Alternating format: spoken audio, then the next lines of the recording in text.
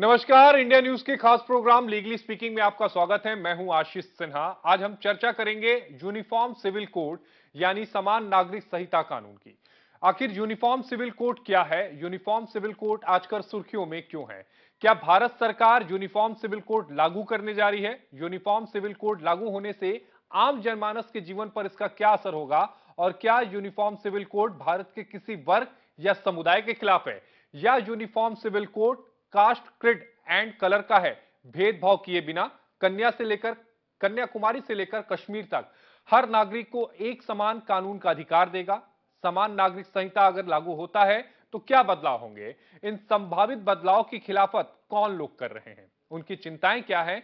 क्या समान नागरिक संहिता यानी यूनिफॉर्म सिविल कोड किसी पंथ, मंथ या फिर संप्रदाय के खिलाफ कानून है? क्या समान नागरिक संहिता भारतीय संविधान की मूल अवधारणा के खिलाफ है? अगर कुछ नहीं तो देश के कुछ लोगों में आखिर भय का वातावरण क्यों है?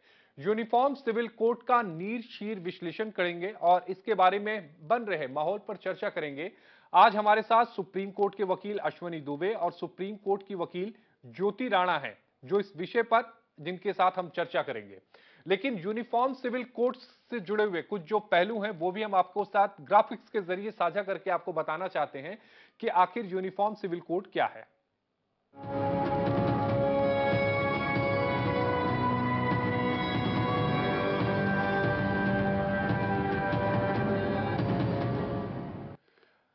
आखिर क्यों जरूरी है यूनिफॉर्म सिविल कोड? दरअसल भारत में जाति और धर्म के आधार पर अलग अलग कानून और मैरिज एक्ट हैं। इसके कारण सामाजिक ढांचा बिगड़ा हुआ है और इसी से यूनिफॉर्म सिविल कोड की मांग उठती जा रही है। सभी जाति, धर्म, वर्ग और संप्रदाय को एक ही सिस्टम में लाना, अलग अलग कानूनों के कारण न्यायिक प्रणाली पर भी असर पड़ता है।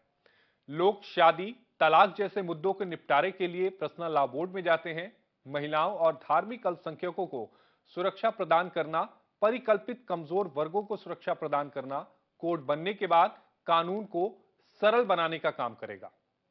वर्तमान में धार्मिक मान्यताएं जैसे हिंदू कोड बिल, शरीयत कानून और अन्य के आधार पर अलग अलग हैं। ये सारी चीजें जो हैं वो अलग अलग है, लेकिन आपके दिमाग में ये भी होगा कि यूनिफॉर्म सिविल कोड का अनुच्छेद 44 के भाग 4 क्या कहता है? सभी धार्मिक समुदायों पर लागू होने के लिए एक देश एक नियम का आह्वान करता है। अनुच्छेद 44 के भाग 4 में यूनिफॉर्म सिविल कोड शब्द का उल्लेख है, जिसमें राज्य भारत के पूरे क्षेत्र में नागरिकों के लिए एक समान नागरिक संहिता को सुरक्षित करने का प्रयास करेगा। यह कोड यूनिफॉर्म सिविल कोड विवाह, तलाक, रखरखाव, विरासत, गोद लेने और उत्तराधिकारी जैसे क्षेत्रों को कवर करेंगे। यह कोड इस बात पर आधारित है कि आधुनिक सभ्यता में धर्म और कानून के बीच में कोई संबंध नहीं है। भारतीय संविधान में निदेशक सिद्धांतों को लेकर क्या कुछ कहा गया है वो भी हम आपको बताएंगे। तो कमजोर समूहों के खिलाफ भेदभाव को दूर करना, सभी धार्मिक समुदायों पर लागू ये यूनिफॉर्म सिविल कोड होगा। तो सभी धार्मिक समुदायों पर यह लागू होने के लिए एक देश एक नियम का आह्वान करता है। अनुच्छेद 44 के भाग 4 में यूनिफॉर्म सिविल कोड शब्द का उल्लेख किया गया है। राज्य भारत के पूरे क्षेत्र में नागरिकों के लिए एक समान नागरिक संहिता को सुरक्षित करने का प्रयास करेगा। यह कोड यूनिफॉर्म सिविल कोड विवाह, तलाक, रखरखाव, विरासत, गोद लेने और उत्तराधिकारी जैसे क्षेत्रों को कवर करेगा। तो भारत में जाति और धर्म के आधार पर अलग अलग कानून और मैरिज एक्ट हैं। इसके कारण सामाजिक ढांचा बिगड़ा हुआ है। इसी से यूनिफॉर्म सिविल कोड की मांग उठती जा रही है। सभी जाति, धर्म, वर्ग और संप्रदाय को एक ही सिस्टम में लाना, अलग अलग कानूनों के कारण न्यायिक प्रणाली पर भी असर पड़ता है। लोग शादी, तलाक जैसे मुद्दों के निपटारे के लिए पर्सनल लॉ बोर्ड जाते हैं। महिलाओं और धार्मिक अल्पसंख्यकों को सुरक्षा प्रदान करना, परिकल्पित कमजोर वर्गों को सुरक्षा प्रदान करना है। कोड बनने के बाद कानून को सरल बनाने का काम करेगा। वर्तमान में धार्मिक मान्यताएं जैसे हिंदू कोड बिल, शरीयत कानून और अन्य के आधार अलग अलग हैं। और इसी पर आज हमारे साथ बात करने के लिए हमारे दो खास मेहमान हमारे साथ जुड़ रहे हैं। हमारे साथ अश्वनी दुबे सुप्रीम कोर्ट की वकील हैं और हमारे साथ ज्योति राणा सुप्रीम कोर्ट की वकील हैं। अश्वनी दुबे जी, सबसे पहले आपके पास आना चाहूंगा। यूनिफॉर्म सिविल कोड का मुद्दा एक बार इसलिए फिर से गर्म हो गया है क्योंकि लॉ कमीशन ने रिकमेंडेशन मांगी है आम लोगों से, 30 दिनों का वक्त दिया है। लेकिन दर्शक ये जानना और समझना चाहेंगे कि आखिर यूनिफॉर्म सिविल कोड है क्या। आशीष जी, देखिए, जब संविधान सभा में संविधान का निर्माण होने लगा तो उस दिन संविधान के संस्थापकों ने उम्मीद जताई थी कि एक दिन राज्य जो है समान नागरिक संहिता की अपेक्षाओं को पूरा करेंगे और देश में तमाम धर्मों पंथों के रहने वाले लोगों के लिए उनके धार्मिक रीति रिवाजों से अलग एक जैसा कानून होगा, जिसमें विवाह, तलाक, सक्सेशन, एडॉप्शन जैसे जो केसेस हैं उन केसेस को डील करने के लिए एक कोडिफाइड लॉ होगा, जो भारतीय संविधान के अनुच्छेद 13 उप धारा सब सब क्लॉज 4 की जो अवधारणा है, laws framed by the parliament, उसको पूरा करेंगे। उस समय किसी भी तरह से इसको संहिताबद्ध नहीं किया जा सका, परंतु इसीलिए आर्टिकल 44 जिसकी बात आपने कही कि भारतीय संविधान के भाग 4 जो राज्य के नीति निदेशक तत्व हैं, उसके अनुच्छेद 44 में इस बात को छोड़ा गया स्टेट्स के विजडम पर कि स्टेट्स सभी नागरिकों के लिए एक जैसा कानून बनाएंगे। यानी इसका सरल शब्दों में कि भारत के सभी धर्मों के नागरिकों के लिए एक समान धर्मनिरपेक्ष कानून होगा। और संविधान के जो संस्थापक थे उन्होंने राज्य के नीति निदेशक तत्वों के माध्यम से इसकी लागू करने की जिम्मेदारी बाद की सरकारों को हस्तांतरित कर दी थी।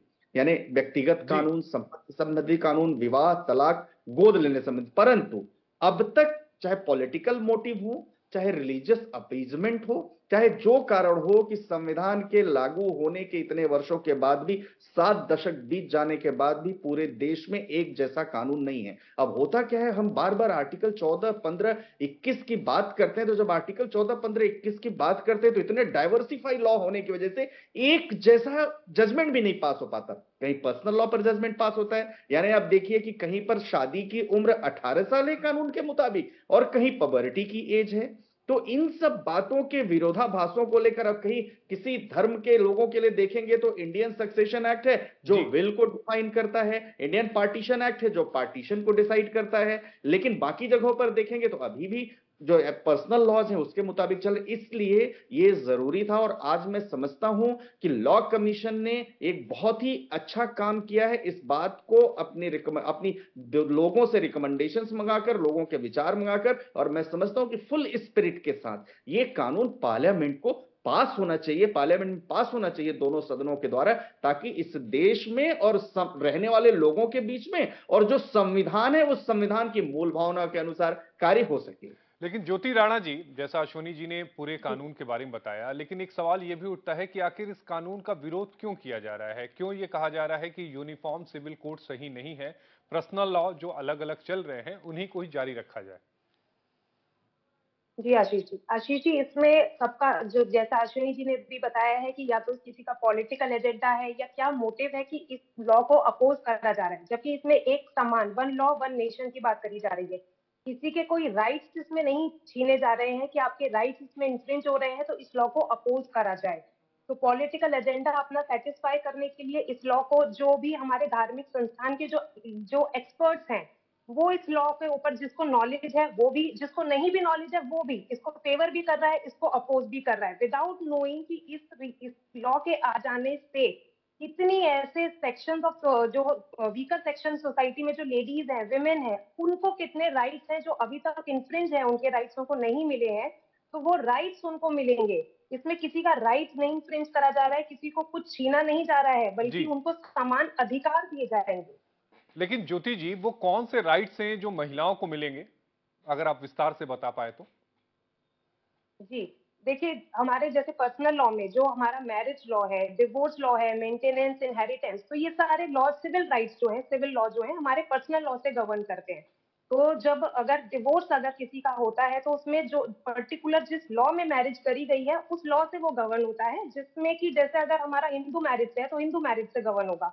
लेकिन अगर जैसे हमारे यहाँ पर वुमेन है, जो मुस्लिम वुमेन हैं, उनके काफी राइट्स हैं जो उनको नहीं मिलते, जो कि हिंदू लॉ में हिंदू वुमेन को राइट्स मिलते हैं। जी। इनहेरिटेंस का राइट मुस्लिम वुमेन को नहीं है, जो एक समान कानून आने से, यूसीसी आ जाने से जो मुस्लिम वुमेन है, B it Muslim women, Christian, B it Dalit, tribal, उन सब के लिए यहाँ पे समझना बहुत जरूरी है कि हिंदू वर्सेस मुस्लिम नहीं है, कि अगर हम बोले सिर्फ मुस्लिम वुमेन्स के राइट्स यहाँ पर सबको दिए जाएंगे, मुस्लिम वुमेन को ही राइट मिलेंगे, सबको इक्वल राइट्स मिलेंगे, तो इनहेरिटेंस का राइट, एडॉप्शन का राइट, इवन मेंटेनेंस का राइट, जो गुजारा भत्ता जिसे कहा जी। जाता है, तो वो राइट उनको दिया जाएगा। मेंटेनेंस जो कि एक ह्यूमैनिटी इशू, जो एक सिविल राइट है उनका, जो मिलना चाहिए, जो मुस्लिम लॉ में नहीं मिलता है।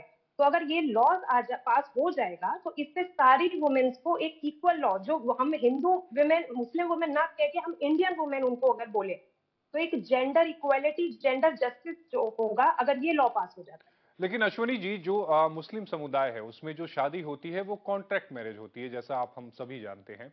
तो ऐसे में ये लॉ किस तरह से लागू किया जाएगा कि वो कॉन्ट्रैक्ट भी बचा रहे और उसके बाद ये जो लॉ है उससे वो पूरी तरह से वो जो कॉन्ट्रैक्ट है वो गवर्न हो?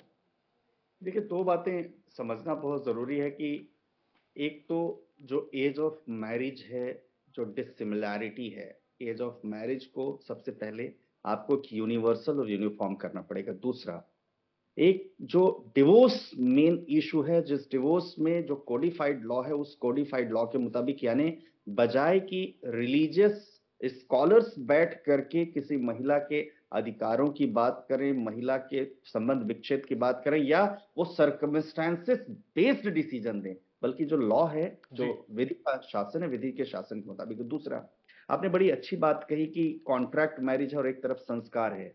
किसी भी रिलीजन की जो बेस्ट प्रैक्टिसेस हैं, उन बेस्ट प्रैक्टिसेस को इसमें इनकलकेट करके ही जो है कोई लॉ पास होगा, यूनिफॉर्म सिविल कोड बनेगा। इसीलिए लॉ कमिश्नर ने रिकमेंडेशंस मंगाई कि आप अपने विचार हमें दीजिए। उन विचारों में आपका सुझाव भी हो सकता है, सजेशंस भी हो सकता है। ज्योति ने बिल्कुल सही कहा कि ये किसी के खिलाफ नहीं है। अब जैसे मान लीजिए जो जनजातीय समुदाय है, जनजातीय समुदाय अपने अलग प्रैक्टिसेस को मानता है। जी। जो हिंदू कोड बिल से जो लोग गवर्न होते हैं, उसमें मैरिज के, डिवोर्स के अलग रूल्स है। पर्सनल लॉ के जो लोग हैं, क्रिश्चियंस मैरिजेस हैं, उनके अलग, उन सब की बेस्ट प्रैक्टिसेस जो हैं, वो ताकि उनकी जो धार्मिक संरचना है वो भी बची रहे, उनका जो किसी का कॉन्ट्रैक्ट है, किसी का संस्कार है, किसी का दोनों के बीच में एक अग्रीमेंट है, इस तरह की बातें भी बची रहें। और उसके साथ साथ जो यूनिफॉर्मिटी है, वो यूनिफॉर्मिटी के हिसाब से चलता रहे। अब देखिए, इसी देश में, जी। गोवा में आप जाकर के, गोवा में स्टडी करने की जरूरत इसलिए कि पिछले 2 दशक से ज्यादा समय से बड़े ही सक्सेसफुली शाइनिंग एग्जांपल है गोवा, जहां पर uniform civil code successfully practice हो रहा है। तो अब कॉन्ट्रैक्ट और संस्कार की बात, जो हमारे विधि निर्माता हैं, वो विधि निर्माता उसको देखेंगे कि कैसे उसको डील करेंगे। सवाल मैरिज का नहीं है, सवाल यहां पर डिवोर्स का है।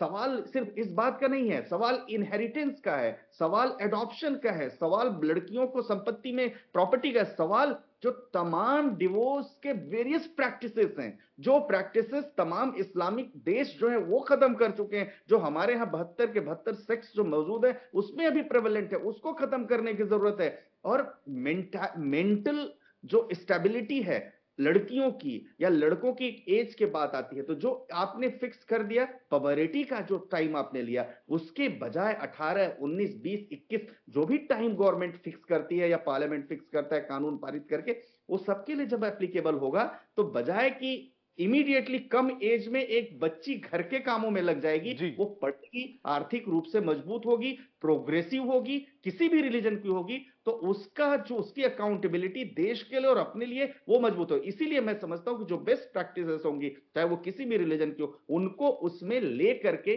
और एक नया कोडिफाइड लॉ बनेगा। इसलिए जो समझते हैं या कहने की कोशिश कर रहे हैं कि हिंदू कोड बिल जो है या उसकी जो प्रैक्टिसेस हैं वो उसमें इनकलकेट होंगी, ऐसा नहीं है। नया नए तरीके से सबको लेते हुए, क्योंकि किसी के धर्म पर कुठाराघात नहीं है, क्योंकि एक रिलीजियस फ्रीडम वाली कंट्री है हमारी, जहां के प्रस्तावना में अगर हम देखें तो सभी धर्मों की बात करी है, इक्वालिटी की बात करी है, और जो फंडामेंटल राइट्स है उसमें भी बात किया गया है। इसलिए आशीष भाई, ये जरूरी है कि लेकिन जो अश्वनी बेस्ट। जी, पिछली बार जब बीएस चौहान साहब लॉ कमीशन के अध्यक्ष थे तब भी उन्होंने रिकमेंडेशन मांगी थी और मुझे ध्यान है कि बहुत बड़ी तादाद में रिकमेंडेशन आई थी और उस समय जो मुस्लिम संगठन थे उन्होंने विरोध किया था, बाकायदा उनकी तो मीटिंग भी हुई थी बीएस चौहान साहब की, और लेकिन उन लोगों ने मीटिंग में इसका विरोध किया था और उन्होंने कहा था कि यूनिफॉर्म सिविल कोड नहीं लागू होना चाहिए।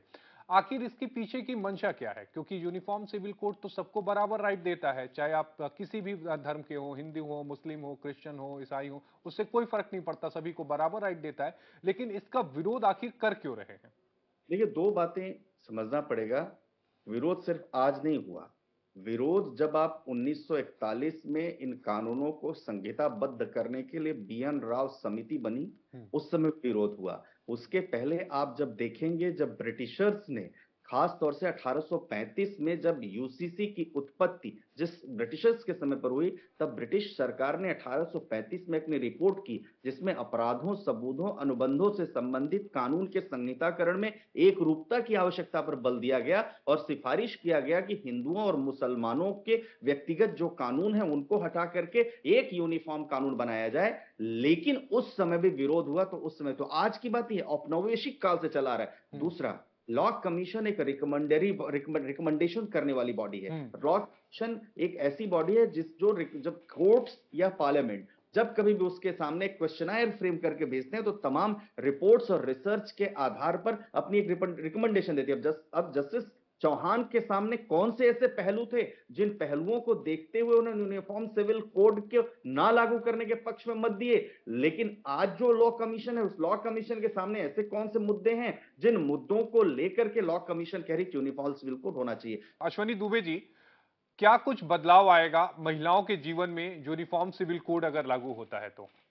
देखिए, सबसे पहले आशीष भाई, महिलाओं और धार्मिक अल्पसंख्यकों को लेकर के जो असमानता है कानून में, वो जो है असमानता खत्म होगी। इस देश में दो तरह के कानून है। एक कानून फाइनेस्ट लॉ जो हिंदू विमेन के लिए यहां पर है। हिंदू विमेन के लिए कैसे? सेक्शन 24 हिंदू मैरिज एक्ट का जब पिटीशन फाइल होती है, वो मेंटेनेंस की बात करता है। सेक्शन 125 जो सीआरपीसी का है, वो मेंटेनेंस की बात करता है। Domestic prevention of women from domestic violence case में अगर आप आएंगे, वहां मेंटेनेंस की बात करता है। तो एक तरफ हिंदू महिलाओं के लिए फाइनेस्ट लॉ है और दूसरी तरफ हमारे बाकी बहनों के लिए वो फैसिलिटीज नहीं है। तो एक पहला सुधार तो यही हो गया उनका कि उनको अपने राइट्स मिलेंगे किसके द्वारा? एक जुडिशियल फ्रेमवर्क के द्वारा, जहां पर स्कॉलर्स प्रैक्टिसेस को वेरियस जो जो शरीयत या और जैसे हिंदू धर्म ग्रंथ, मुस्लिम धर्म ग्रंथ है, उनके आधार पर ना डिसाइड करके वो डिसाइड करेंगे लॉ के आधार पर, सबूतों के आधार पर। तो ये सुधार होगा। और जब ये सुधार होगा तो महिलाएं अकाउंटेबल होंगी देश के लिए। उसके अलावा जब एज बड़ी एज में वो मैरिज करेंगी, तो वो डिसीजंस लेंगी। कैसे डिसीजंस लेंगी? 18 साल, 19 साल, 20 साल, 21 साल की बालिकाएं जब कॉलेज में जाएंगी, वो पढ़ेंगी, उनका मेंटल स्टेटस देखा जाएगा,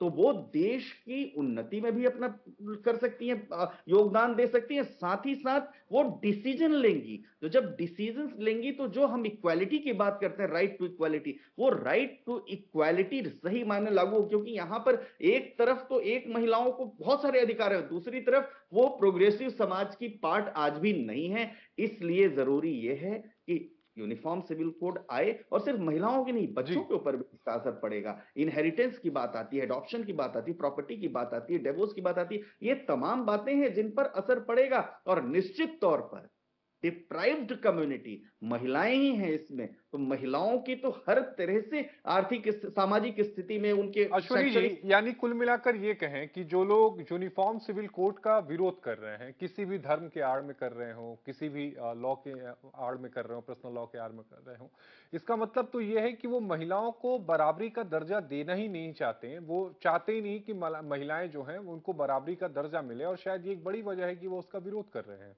आशीष भाई, मेरा थोड़ा दूसरा सा इसमें उत्तर है। इसमें यह है कि राजनीतिक दल इस मुद्दे के माध्यम से धार्मिक ध्रुवीकरण का प्रयास करते हैं। और धार्मिक ध्रुवीकरण का जब प्रयास करते हैं, क्योंकि उनके सामने जो है होता है उनका वोट बैंक। तो ऐसा नहीं है कि जो किसी भी कम्युनिटी के प्रोग्रेसिव सोसाइटी के जो पार्ट है, कुछ परसेंटेज के लोग वो नहीं चाहते, वो सब चाहते हैं। लेकिन पॉलिटिकल अपीजमेंट के लिए सामाजिक सौहार्द बिगाड़ने की कोशिश करते हैं। इसलिए ऐसी कुरीतियों को वो प्रोत्साहित करते हैं, ताकि उनका जो अपीजमेंट, जो यूनिटी की बात है, जब खत्म होगी तभी तो वोट बैंक आएगा, तभी तो आएगा। आज देश में, आज देखिए कि हम अगर एक तरफ प्रोग्रेस डिजिटलाइज दुनिया में, यूपीआई में दुनिया में देख रहे हैं कि हम एक लैंडमार्क हमने एग्जाम्पल सेट किया है, दूसरी तरफ आज भी हमारे देश में जाति के आधार पर, धर्म के आधार पर चुनाव लड़ा जा रहा है। और यह ज्यादा देखा जा रहा है कि इस कम्युनिटी के, इस कास्ट के, इस रिलीजन के वोट यहां ज्यादा हैं, इसलिए इसको वोट दो। तो ऐसा नहीं है कि सिर्फ महिलाओं की बात है,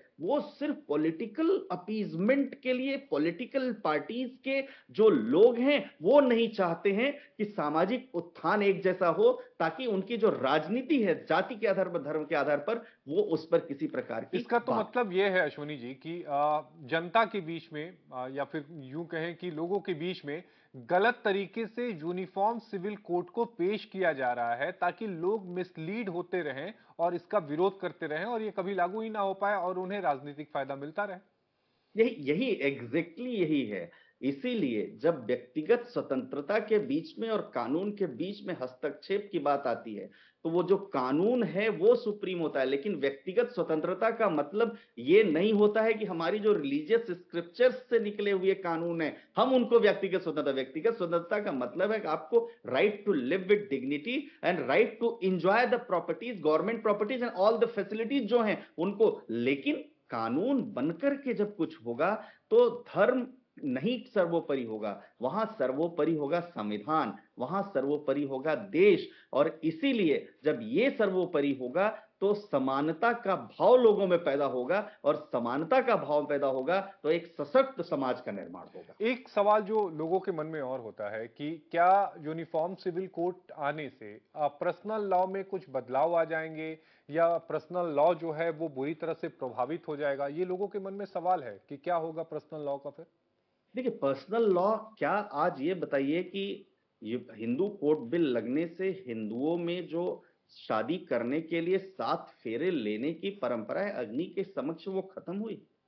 क्या हिंदुओं के बीच में या किसी और के बीच में जो शादी कर सिंदूर लगाने की जो प्रथा है वो खत्म हुई? ये सब तो रिलीजियस स्क्रिप्चर्स से ही निकली हुई फॉर्मल वो है, संस्कार हैं। बिल्कुल। तो उन पर असर नहीं पड़ेगा। सवाल यह होगा कि ये संहिताबद्ध हो जाएगा तो पर्सनल लॉज की जो बेस्ट प्रैक्टिसेस है वो प्रैक्टिसेस प्रिवेल करेंगी, लेकिन जहां पर किसी के राइट्स के वायलेशन की बात आएगी वहां लॉ उनको सपोर्ट करने के लिए खड़ा हो। अश्वनी जी आपका जुड़ने के लिए बेहद शुक्रिया। अश्वनी दुबे जी सुप्रीम कोर्ट के वकील हमारे साथ जुड़े हुए थे जिन्होंने यूनिफॉर्म सिविल कोड पर विस्तार से जानकारी दी। उन्होंने ये भी बताया कि आखिर यूनिफॉर्म सिविल कोड जरूरी क्यों है। आज के लिए लीगली स्पीकिंग में इतना ही। अगले शुक्रवार को फिर किसी नए टॉपिक के साथ आपसे मुलाकात होगी। तब तक के लिए मुझे दीजिए इजाजत। नमस्कार।